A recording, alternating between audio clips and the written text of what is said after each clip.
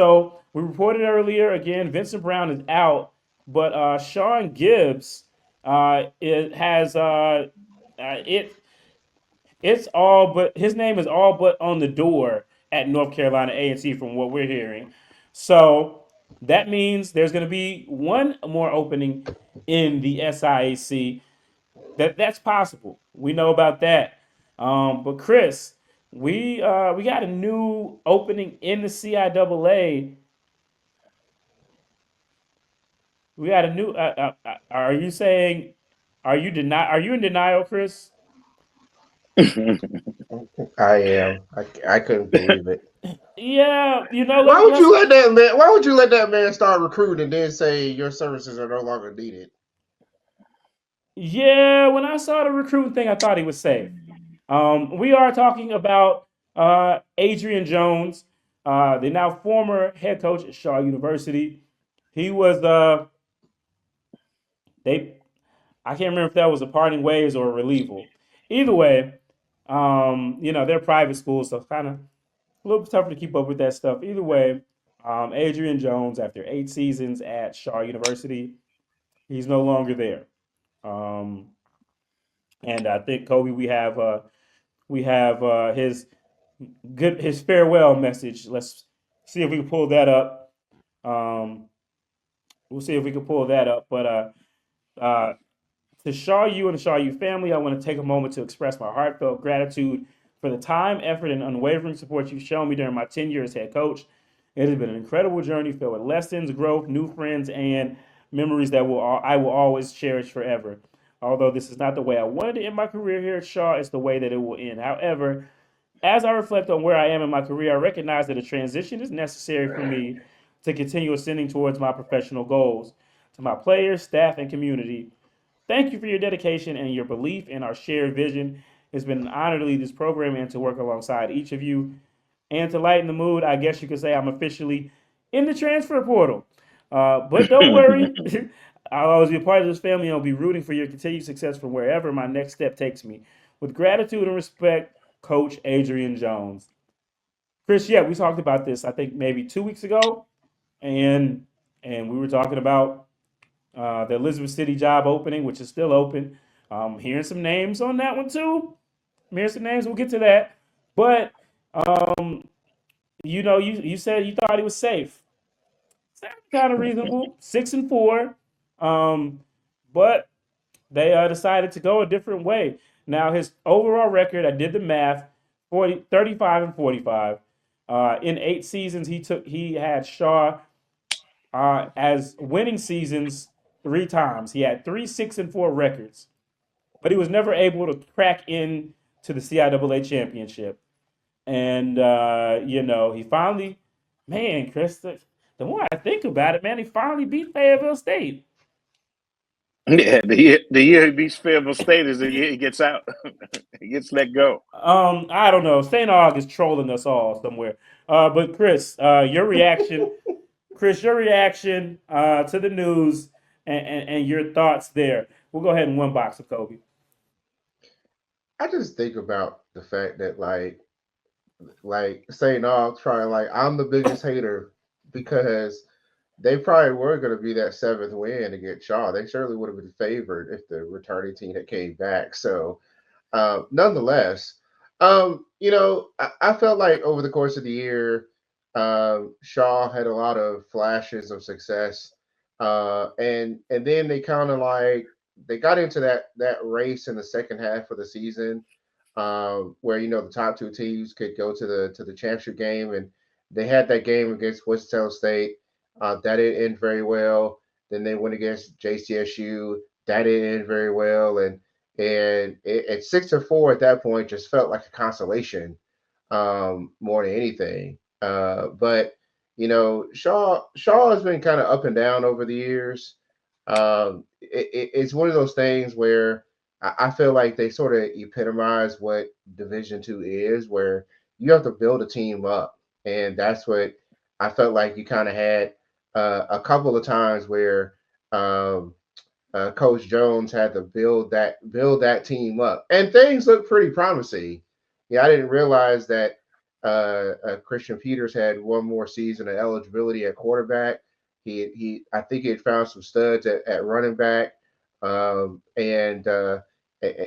really, the defense kind of let them down a little bit this year. But I'm pretty sure that would have been an area that they would have been focusing on in the offseason.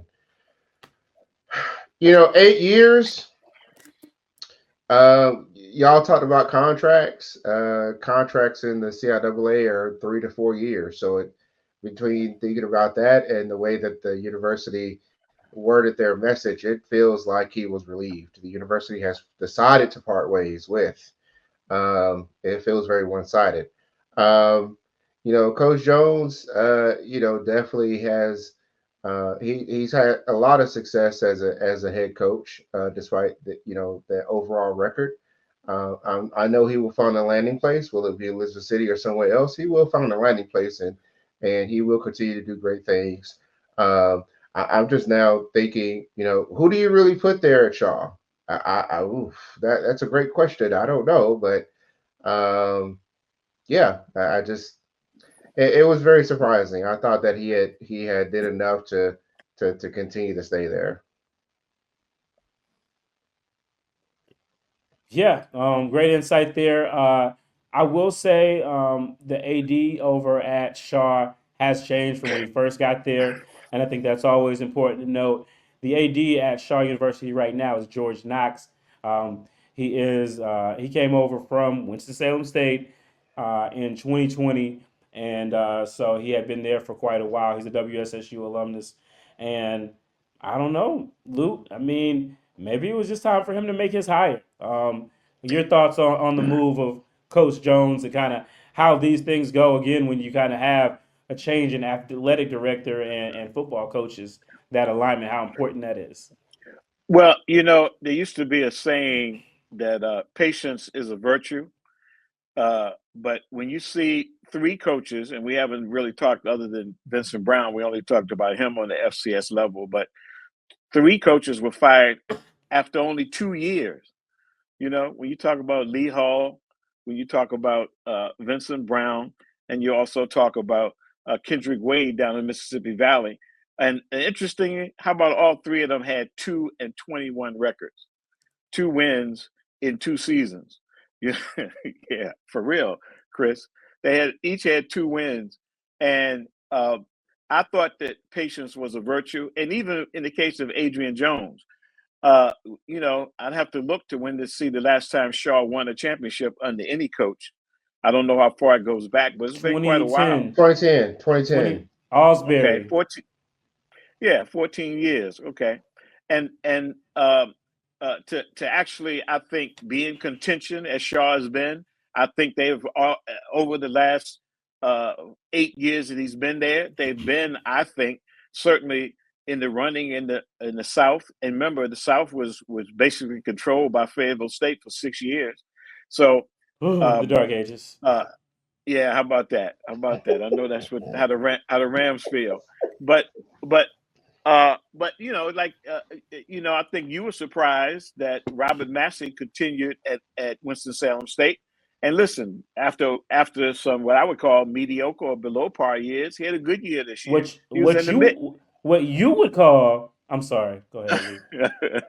No, but I'm saying that you would have to acknowledge that at least it was an improvement over what they had been before. They beat some teams they hadn't beaten in a while. They were in the mix longer than they had been. I know it's hard, Steve, but listen, my point is that patience is a virtue, and that all of these decisions showing no patience. Dawson Oldhams was a good coach at Norfolk State. He proved that in 8 years down at Southern. They only gave him, 4 years, I guess, before he was out. Connell Maynor down was in, I think, 7th or 8th year down at Alabama A&M. Bubba McDowell was in his, was it 2nd or 3rd year? On his 2nd year at Prairie View A&M. What happened to? Mm-hmm.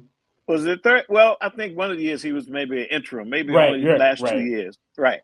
So my point is that, all of these changes, and listen, I understand that there's a lot of movement, there's a lot of realignment going on across college football, but it seems like that people are moving a little too quickly. Maybe everybody wants to catch that lightning in a bottle that Jackson State did with Deion Sanders, and now Tennessee State appears to be doing with Eddie George. And it would not surprise me to see some of these prominent NFL names come up for some of these positions. Maybe not somewhere like a Shaw, but certainly in the FCS jobs. And I think before it's over, we may talk about one of those very big names that's being bandied about coming down to Norfolk State. Yeah, okay, Mr. Green, what's your deal? I mean, hey, you tuned into us, respectfully. We didn't even. I don't think anybody says experts under here. We're just talking what we know. We talk to people. We a little experience. But anyway, yeah, I hear you, Luke. Patience is a virtue. A virtuous athletic department. Who can find? Okay, I get it. But there's this thing called expectations. All right, there's this thing called monkey see, monkey do. There's this, and I have to. We'll take Shaw for example. Okay, Shaw, their football program went away for a while, came back, and they were pretty much immediately successful. Won some CIAA championships, even when North Carolina Central was in the CIAA. Broadway and them took a back seat to Shaw for a couple of years, and so they've had some wins. They're not Winston-Salem State, but they've had some wins, and and you look at them being a private school, and the private schools in the CIAA have struggled in this quarter century, probably even longer than that. But there was a time where Shaw was at least here, and then you had Johnson C. Smith and Livingstone. But now, when you look at Johnson C. Smith, I feel like Johnson C. Smith is a barometer. You look at Johnson C. Smith; they've been bad at football pretty much since 1892. I mean, they've they got a championship in 1969, but they got one champion, and even this year, 8 wins, and then they fell off a cliff. Johnson C. Smith passed them. Livingstone passed them. Livingstone, they had the same record as Livingstone this year. They beat Livingstone this year, but so when you look at it comparatively to that, when you look at the neighborhood, and I like Coach Jones, a lot of respect for him, I always have, but I feel like we hit that 6-4 ceiling, and it seems like that's the ceiling. It's been the ceiling. And I look at Shaw compared to Johnson C. Smith. Raleigh and Charlotte are comparable. Charlotte's a little bit bigger, but there's a lot you can sell there in Raleigh, I would say. And I don't know. Maybe it's just time for something new, time for some regime change. And I think, Coach Jones, I think they gave him time. They gave him 8 years. I mean, what are you going to do? So I think it's time for him to get a fresh start. Coach Gibbs, who may be making the move, he might need a defensive backs coach. He knows a lot. He's got a lot of friends in this industry. He's been in this industry a long time. I think he'll find the best fit for him. If you're Shaw, and you're a new AD, you're the AD, how long do you wait before you bring in your guy? I don't know. Maybe to me, again, when Johnson C. Smith starts beating you, then you got to look yourself in the mirror. And right now, what they've done with Coach Flowers, I think everybody had to say, well, if they can do it over there, damn it, why can't we? My thoughts. That's a good point. I think you make good points. I found out these private schools, they're very competitive with each other. Look at Dr. Parker, Virginia Union, 7 years. And he's had failures. They were bad losses in the playoffs, like they weren't even competitive. And then, as Kris mentioned, they have a team, many of those same guys that have taken those losses over the last 2 years are still on the team now. They've learned from those losses. I love when Coach Parker says, we don't look at them as losses, we look at them as lessons, with something from us to learn from those losses. And we have learned from them and implemented the things we think we needed to do to make sure we have a different outcome. So it's going to be exciting to watch. So bringing it back to the coaches, because that's kind of the hot topic. Yes, 1892. Yes. One championship. Great, good year this year though. So yeah, we'll talk about the coaching carousel again. So we could see Gibbs out there. He might not be the only SIC coach that could get called up to the majors, if you would. Connell Maynard, a legendary D2 coach in his own right, that man was relieved, fired, sent on his way. You need to leave.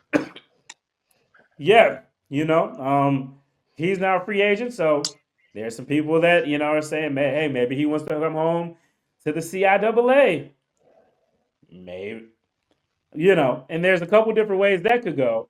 But Sam Shade, we talked about him previously, but now Miles is done with their football season. Their playoff run is over with. And then you also got Teddy Keaton over there at let me slip up and say that. Clark You Atlanta. got Clark Clark Atlanta. Atlanta. But Prairie View has an opening. Mr. Jackson, I'm told, is high on their list, from what I understand, but maybe he's not ready to make that move yet, or maybe he doesn't think Prairie View is high on his. I'm hearing Keaton's name in there for the job as well at Prairie View. What are your thoughts on these SIAC coaches? And I'm also hearing that even though it hasn't necessarily been announced, there's another vacancy in the northern part of the SIAC over in Ohio. Cedric, I'm sorry. Yeah. So there's, so there's so much going on over Kevin Porter. I'm hearing that he's out over at Central State. So the SIAC of the two D2 leagues, it has seen the more turnover.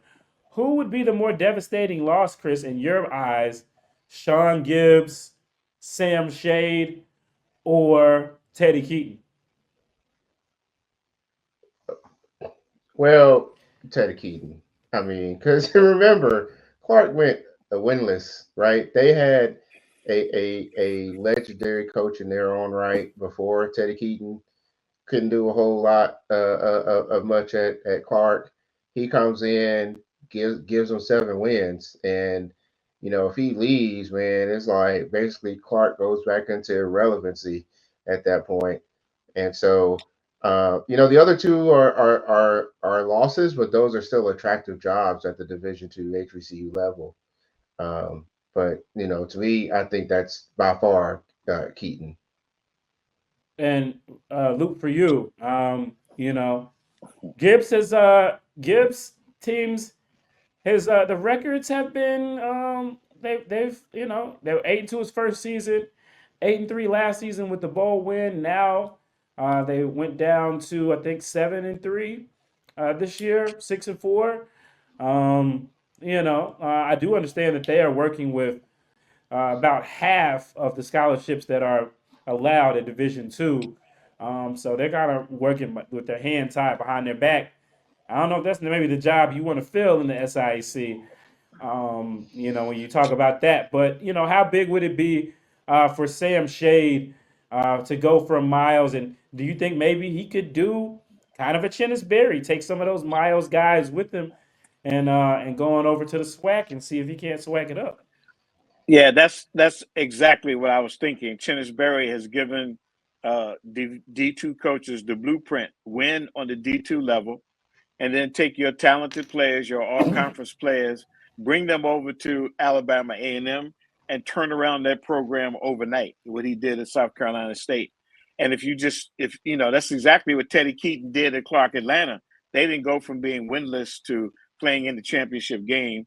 The main reason was because he brought players from Allen that ended up being all conference player of the year candidates, leading the conference in receiving and passing and other statistical categories by doing that. So yeah, I think Alabama A&M would be very smart to go after somebody like a Sam Shade, and it would be very smart of Sam Shade because look, Miles' team is a team of under underclassmen.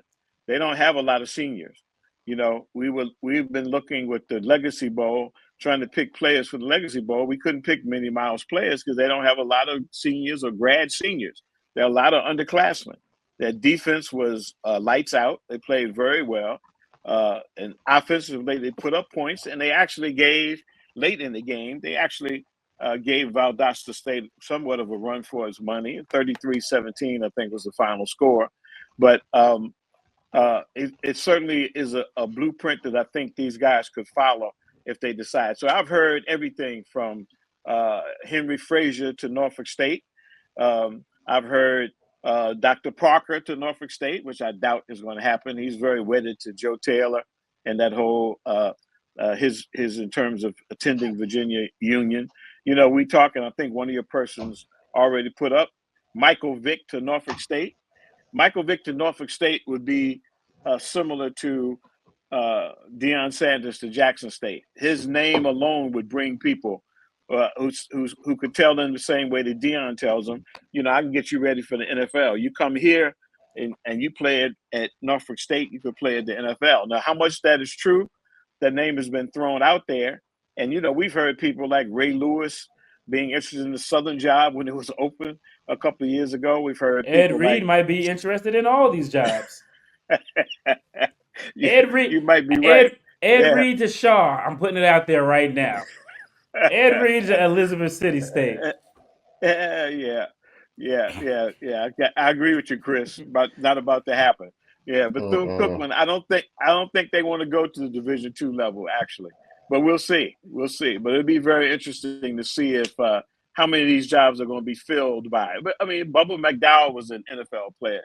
Chris Dishman at Texas Southern is a former NFL player. That seems to be the trend now to maybe go in that direction. So we just have to see. It's going to be very interesting to see how they fill these openings. Yeah, and then you swing over to CIAA. Of course, we got the two openings right now. We'll see what happens with there.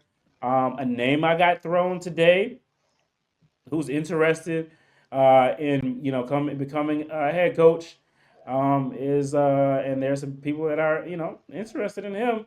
Torrey Woodbury, the special teams coordinator over at Howard. He's a Super Bowl champion special teams coordinator with the Los Angeles Rams.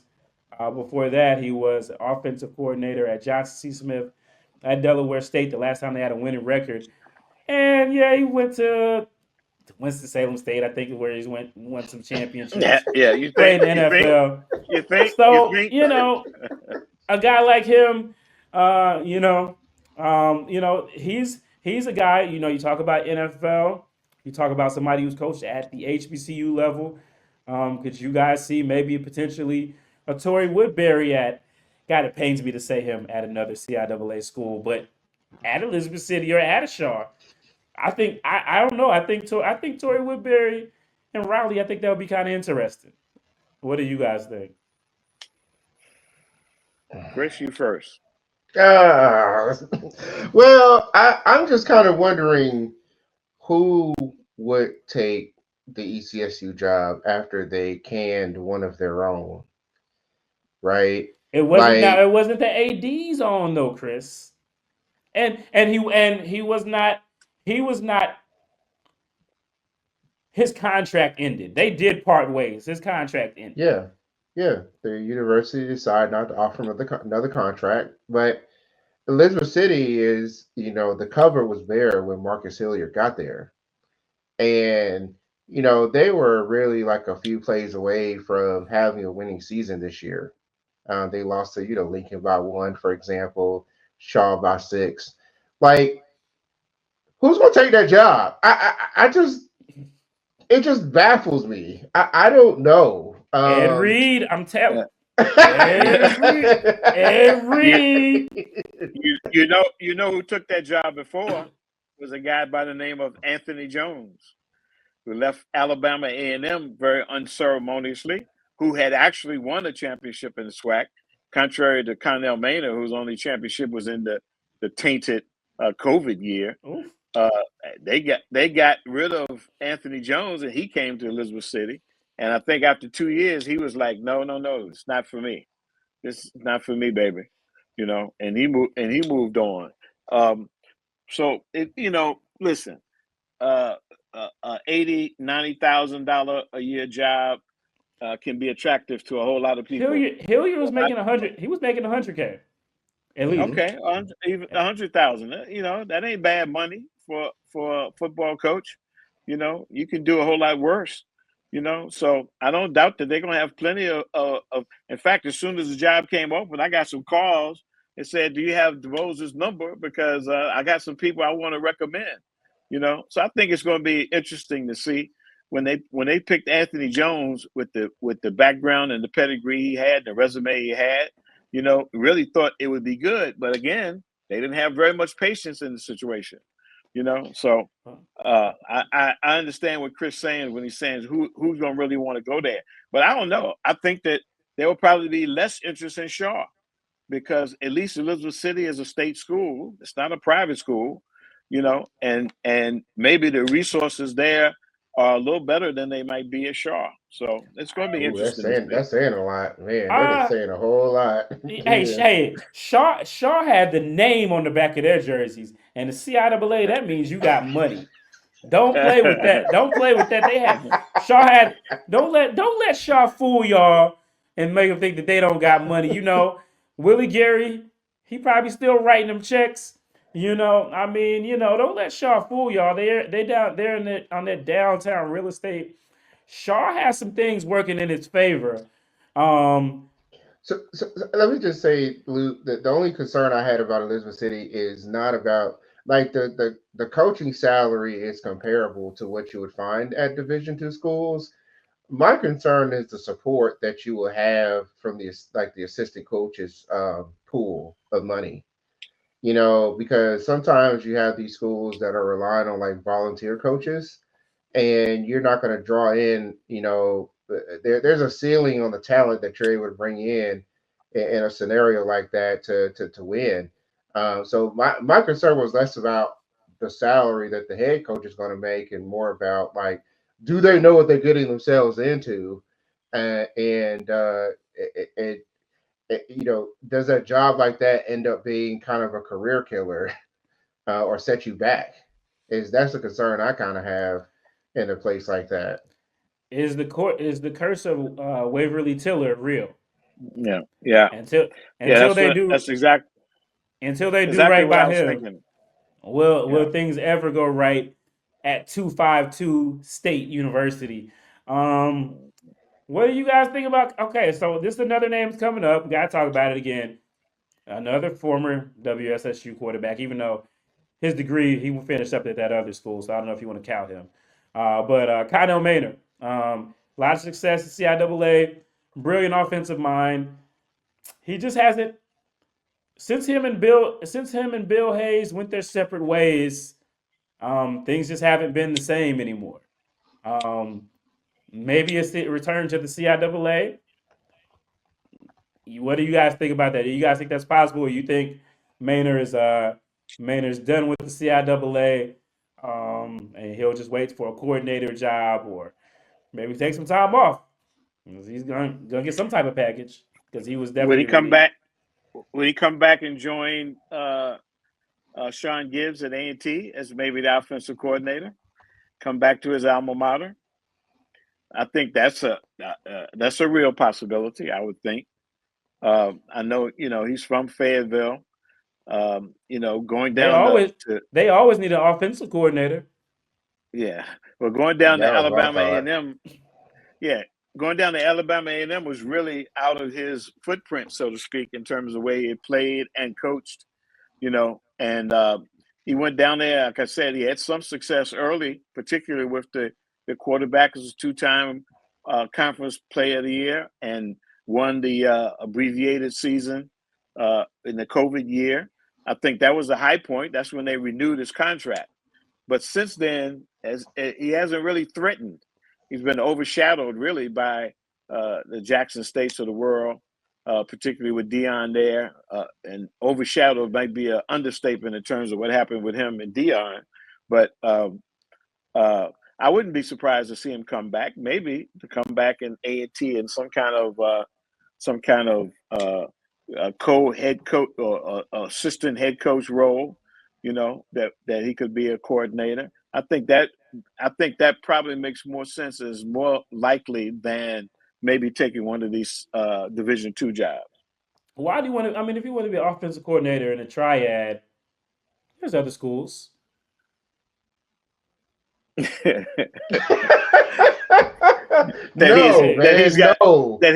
he's got a connection. That he's got a connection. No. I say that in jest. When the news popped out, I posted the news in the WSSU, our alumni group, and I already knew what was gonna happen. I like to keep it a little fun, a little spicy. It's a little quiet these days. So yeah, there were people clamoring for him. But I did do a video on my other page, WSSU Ram Nation, where I talked about, they would roll a red carpet out for him. Some of them folks, man, he could come, to paraphrase and make an analogy, he could come home smelling like anything else, and they would still want Connell Maynard to be their head coach. That's how good it was when he left. But we'll see. We'll see what happens there. But this is any other guys that we should keep an eye on for you guys as we finish up here, or any other spots? Well, the question is, are there any more jobs that are going to come open? I really didn't expect that they would move off of Lee Hall so quick at Delaware State. I really did not expect that. I thought, again, this is a quality guy, a guy who's been in the NFL. I thought, much like Jerry Mack, who just got hired at Kennesaw State, he left the HBCU world, went to the NFL, came back to the college world, as did Jerry Mack. Jerry Mack's coming back now at Kennesaw State.